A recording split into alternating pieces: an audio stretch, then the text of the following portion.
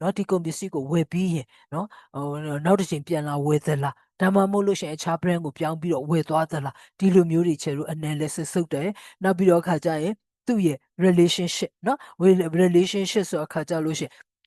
ကုန်ပစ္စည်းရဲ့ဈေးနှုန်းနဲ့ရောင်းအားနဲ့နော်ကုန်ပစ္စည်းရဲ့ဈေးနှုန်းကျတယ်ဆိုရင်ရောင်းအားများလာသလားဒီလိုမျိုးချေတို့အပြန်အလှန်ဆက်ဆက်ချက်တွေကိုလည်းချေတို့က analysis လုပ်သွားရမှာဖြစ်တယ်အဲ့တော့တွေးရှိချက်တွေအပေါ်မှာเนาะ finding တွေးရှိချက်တွေအပေါ်မှာခြေတို့က business insight လို့ပြောလိုက်တဲ့အတွက်တွေးရှိချက်တွေကနေပြီးတော့ကိုယ့်ကိုဖော်ပြပေးနေတဲ့အရေးကြီးတဲ့အချက်လက်တွေเนาะအဲ့ဒီ business insight တွေကိုခြေတို့သုံးပြီးတော့ခါကြတော့ကိုယ့်ရဲ့လုပ်ငန်းကိုเนาะကိုယ့်ရဲ့လုပ်ငန်းကိုပုံမတိုးတက်အောင်မြင်အောင်ခြေတို့စဉ်းစားဆောင်ရွက်တာဒီလိုမျိုးကိုပြောတာအဲ့ဒီအတွက်ကြောင့်เนาะကိုယ့်ရဲ့ brand ကိုကြိုက်နေတဲ့မှုများသလားเนาะအဲ့လိုမျိုးခြေတို့တွေ့မယ်အဲ့ခါမှာကြိုက်နေတဲ့မှုများတယ်ဆိုလို့ရှိရင်တော့ကိုယ့်ရဲ့ကွာခြားချက်တွေဟာလျော့ကျသွားမယ်ဒါ့အပြင်ခြေတို့ quality ကလည်းเนาะခြေတို့ဒီခေါ်မလဲများစွာအကျိုးသက်ရောက်မှုရှိတယ်ဘာကြောင့်လဲလို့ပြောလိုက်လို့ရှိရင် quality မကောင်းရင်သူတို့မဝယ်ဘူးပေါ့เนาะပတ်စံပေးရတာချင်းတူတူ quality ကောင်းတယ်ဆိုတော့သူတို့အတွက်ရေရှည်ခံတယ်เนาะအဲ့လိုမျိုးအကျန်းခံတယ်ဒီလိုမျိုးတွေရှိလိုက်တဲ့အတွက်ကြောင့်မို့လို့ quality ကောင်းတဲ့ခါမှာကြာရင်တော့ purchase ကတော့တိုးတက်လာတာပဲဖြစ်တယ်ပြီးရင်ခြေတို့က promotion တွေ discount တွေနော် promotion တွေ discount တွေဆိုတော့ခါကြတော့ခြေတို့လည်းဟလာခေါ်မလဲအမြဲတွေ့နေရပါတယ်ဟလာတကြံဆိုရင်လည်း discount new year ဆိုရင်လည်း discount အဲ့လိုမျိုး discount တွေပေးတဲ့အချိန်နောက်ပြီးတော့ခါကြလို့ရှိရင်ကိုယ့်ရဲ့နော်နှစ်ပတ်လဲတို့ဘာလို့ဆိုရှင်ခြေတို့ဟလာ buy one get one အဲ့ဒါမျိုး promotion တွေအဲ့ဒါတွေကကြတော့ကိုယ့်ရဲ့လုပ်ငန်းမှာဘယ်လောက်ထိနော်ခေါ်မလဲလွှမ်းမိုးမှုရှိတယ်လဲပေါ့နော်လွှမ်းမိုးမှုရှိတယ်လဲဒါတွေကိုပါခြေတို့ကဖော်ပြပေးရမှာဖြစ်တယ်အဲ့တော့ decision making quality ကိုပို့ပြီးတော့ကောင်းစေအောင်ဆိုပြီးတော့ခြေတို့စဉ်းစားတဲ့အခါမှာခြေတို့ရဲ့တွေးရှိချက်တွေကနေပြီးတော့အခါကျရင်လုပ်ငန်းတွေဘယ်လောက်တိုင်းတာဒီပုံမူအောင်မြင်လာတယ်လဲဒါများကိုဒီလိုမျိုးတွေကိုခြေတို့လေ့လာပေးရမှာဖြစ်တယ်အဲ့တော့သူ့ရဲ့ outcome ရဲ့သူ့ရဲ့ decision making ရဲ့เนาะ outcome ဆိုတဲ့အတွက်ကြောင့်မို့ခြေတို့ရလာတဲ့ result တွေပေါ့เนาะရလာတဲ့ result တွေပေါ်မှာခြေတို့ကဘယ်လို decision making လုပ်သွားမလဲเนาะဘယ်လို decision making လုပ်သွားမလဲဒါတွေကိုခြေတို့ကအသေးစိတ်เนาะစမ်းစစ်ဆောင်ရွက်ပေးရမှာဖြစ်တယ်အဲ့တော့သူကကြတော့เนาะ academic တဲ့ခြေတို့ကကွာခြားချက်ရှိတာကကြတော့ academic ကတော့ theory base ပေါ်မှာကျေပြန့်သွားဆောင်ရွက်တယ်ဒီ business တို့ marketing တို့ကကြတော့ company ရဲ့ rules တွေเนาะ business rules တွေကို company ရဲ့သတ်မှတ်ထားတဲ့ rules တွေအဲ့ပေါ်မှာခြေတို့များစွာမိခိုတယ်အဲ့ပေါ်မှာခြေတို့ကပို့ပြီးတော့ကျေပြန့်တယ်เนาะဒီလိုမျိုးလေးခြေတို့ကကွာခြားသွားတာပေါ့အကုန်လုံးကတော့ခြေတို့ဒီသူတေသနာဆောင်ရွက်ချက်တွေဖြစ်တဲ့အတွက်ကြောင့်မို့လို့เนาะကိုယ့်ရဲ့ကိုเนาะကိုယ့်ရဲ့ problem statements เนาะကိုယ့်ရဲ့ question ကတော့ခြေတို့ခိုင်မာဖို့လိုတယ်ပြီးတဲ့ခါကျမှစမ်းစစ်ချက်မှာเนาะစမ်းစစ်ချက်မှာမသွားခင်ခြေတို့ကဒီဟာကိုကိုယ့်ရဲ့အကိုကဘာလဲ what เนาะအဲ့ဒါကိုခြေတို့စဉ်းစားတယ်အဲ့ goal အတိုင်းပဲခြေတို့အလုပ်လုပ်မယ်ဆိုရင် why ဘာကြောင့်လုပ်ချင်တာလဲဆိုတာမျိုးကိုခြေတို့စဉ်းစားတယ် why ကိုသိပြီဆိုတဲ့အခါကျတော့မှခြေတို့ဘယ်လိုလုပ်မလဲဆိုတော့ how ကိုခြေတို့ဆက်သွားတာပေါ့နော်အဲ့ဒီအပိုင်းတွေကတော့ academic ပဲဖြစ်ဖြစ်နော် business ပဲဖြစ်ဖြစ် research marketing research ကျန်တာတွေဘာပဲဖြစ်နေအဲ့ trend ကတော့ခြေတို့အမြဲတမ်းသွားရမှာပဲပေါ့အဲ့တော့ဒီမှာတစ်ချက်တွေ့ရမှာကကြတော့เนาะ MBA သမားတွေကကြတော့သူတို့လုပ်ရတဲ့အလုပ်ကတော့ business research တွေเนาะအဲ့ထဲမှာ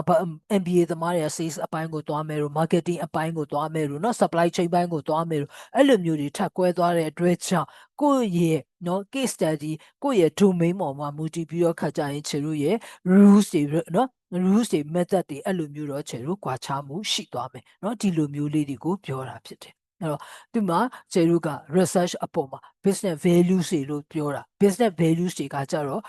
company တွေကသတ်မှတ်တာเนาะစီးပွားရေးအဖွဲ့အစည်းတွေကသတ်မှတ်ထားတဲ့เนาะသတ်မှတ်ချက်တွေเนาะစီးပွားရေးဆိုင်ရာသတ်မှတ်ချက်တွေပြီးတော့ခါကျရင်ကိုယ့်ရဲ့ company ကသတ်မှတ်ချက်တွေဒါတွေကိုခြေတို့က business values တွေလို့ခေါ်တယ်အဲ့တော့ဒီမှာ marketing research ဖြစ်တဲ့အတွက်ကြောင့် marketing အပေါ်မှာခြေတို့ ROI เนาะ return ဘယ်လောက်ပြန်ရမလဲပေါ့အဲ့တော့တချို့ company တွေဆိုလို့ရှိရင်ဟာ marketing ကိုသူအရန်ပတ်စံသုံးရတယ်လေ marketing အတွက်ပတ်စံတွေအရန်သုံးတယ်သုံးတဲ့ပုံမှာခြေတို့ကဘယ်လောက်ထိအကျိုးမြတ်တွေရလာမလဲဆိုတော့ ROI ကိုခြေတို့အဲ့ဒါကိုလည်းသိဖို့လိုတယ်เนาะ marketing ကဟာ marketing ကကြတော့ခြေတို့ကဘာရှိတာလဲဆိုရှင် marketing အတွက်ခြေတို့ပတ်စံသုံးတယ်သုံးသက်လောက်ခြေတို့အကျိုးပြန်ရသလားဒါကိုခြေတို့ကစမ်းစစ်တာမျိုးကိုပြောတယ်အဲ့တော့ကိုယ့်ရဲ့ business လုပ်ငန်းအတွက်ဆိုရှင်ခြေတို့က marketing ကိုမလုပ်လို့လည်းမရဘူးเนาะ marketing ကိုမလုပ်လို့လည်းမရအဲ့ဒါ marketing မလုပ်ဘူးဆိုရှင်အဲ့ဒါဘယ်လိုတင်စားထားလဲလို့ပြောလိုက်လို့ရှင်အမှောင်ထဲမှာလည်းဟလာမိန်းကလေးတယောက်ကိုမျက်စိမိတ်ပြတာနဲ့တူတူပဲလို့ပြောရတယ်เนาะအဲ့လိုမျိုးပေါ့ marketing ဆိုတာအခါကိုယ့်ပစ္စည်းကိုเนาะလူတွေပို့ပြီးတော့เนาะထိတွေ့မှုရှိမယ်အဲ့ခါမှာထိတွေ့မှုရှိတဲ့အခါကျမှပို့ပြီးတော့ကြိုက်နှစ်သက်မယ်ကြိုက်နှစ်သက်တော့မှသူတို့ဝင်မယ်ဒီလိုမျိုးသွားတာဖြစ်တဲ့အတွက်ကြောင့်မို့လို့ခြေတို့က marketing အတွက်ကတော့ခြေတို့ spend เนาะ marketing စရိတ်တွေသုံးရတာဖြစ်တယ်အဲ့ဒီပုံမှာခြေတို့က business value ဆိုရပြောလိုက်တဲ့အတွက်ကိုသုံးတဲ့ marketing စရိတ်ပေါ်မှာဘယ်လောက်ထိပြန်ပြီးတော့ return ရလာနိုင်တယ်လဲဒီလိုလေးတွေကိုခြေတို့ပြန်ပြီးတော့လေ့လာသွားရတာပဲဖြစ်တယ်အဲ့ဒီအခါမှာလေကိုယ့်ရဲ့ strategy เนาะ strategy နီးလန်းနေ view ဟာတွေကဘယ်လောက်ထိအကျိုးကျေးဇူးရှိတယ်လဲဒီလိုမျိုးလေးတွေကိုခြေတို့က research လုပ်တာပဲဖြစ်တယ်ပေါ့နော်အဲ့ဒါအဲ့လိုမျိုးလောက်ကတော့เนาะထင်တယ်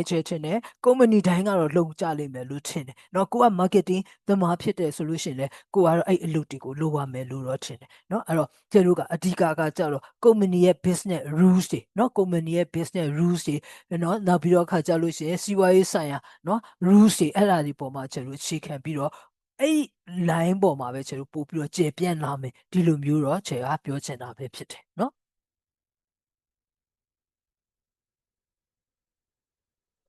အဲ့တော့သူ့ကြွကြရင်လည်းခြေတို့က quantitative ရော qualitative ကိုခြေတို့ဆောင်ရွက်ပေးရမှာ quantitative ကရောင်းအားဘယ်လောက်များလာတယ်အဲ့ဒါ percentage တွေဘယ်လောက်တိုးတက်လာတယ်ဒီလိုမျိုးဖော်ပြလို့ရတယ်လို့เนาะ qualitative ကကျတော့ကိုယ့်ရဲ့เนาะဟို brand ဟာเนาะ brand ဟာဘယ်လောက်ထိ higher ဖြစ်သွားသလဲလူတွေ trusted เนาะ trusted ဘယ်လောက်ထိယုံကြည်မှုတွေတိုးလာသလဲဒါတွေကကျတော့ခြေတို့ qualitative เนาะ qualitative research တွေလို့ပြောလို့ရတယ်เนาะ quantitative ကတော့ပမာဏနဲ့တွက်တာ qualitative ကကြတော့ခြေတို့အဲ့လိုပမာဏနဲ့ဖော်ပြလို့မရတဲ့เนาะခေါ်မလဲကိုယ့်ရဲ့ brand ကိုလူတွေရဲ့ပို့ပြီးတော့ယုံကြည်စိတ်ချမှုเนาะကိုယ့်ရဲ့ကုန်ပစ္စည်းပေါ်မှာသူ့ရဲ့ quality တွေပေါ်မှာယုံကြည်စိတ်ချမှုဒီလိုဟာမျိုးတွေကကြတော့ခြေတို့က qualitative research တွေလို့ခေါ်တာဖြစ်တယ်အဲ့တော့ခြေတို့ကဒီမှာကိုအသုံးပြုတဲ့ methodology ကိုအသုံးအဲ့ methodology ကကြတော့ခြေတို့ရဲ့เนาะဒီ research work ကြီးတစ်ခုလုံးကြီးကိုဆိုလိုတာဖြစ်ပြီးတော့ method ကကြတော့ခြေတို့တွက်မဲ့နီလန်းကိုပြောတာအဲ့ပေါ်မှာခြေတို့အောက်ကန်နေဘယ်လိုရနိုင်သလဲเนาะဒီလိုမျိုးလေးတွေခြေတို့စဉ်းစားသွားမယ်အဲ့တော့ခြေတို့ကအများဆုံးသုံးတာကကြတော့เนาะ quantitative သုံးတယ်ဆိုတာကကြ quantitative ဒီ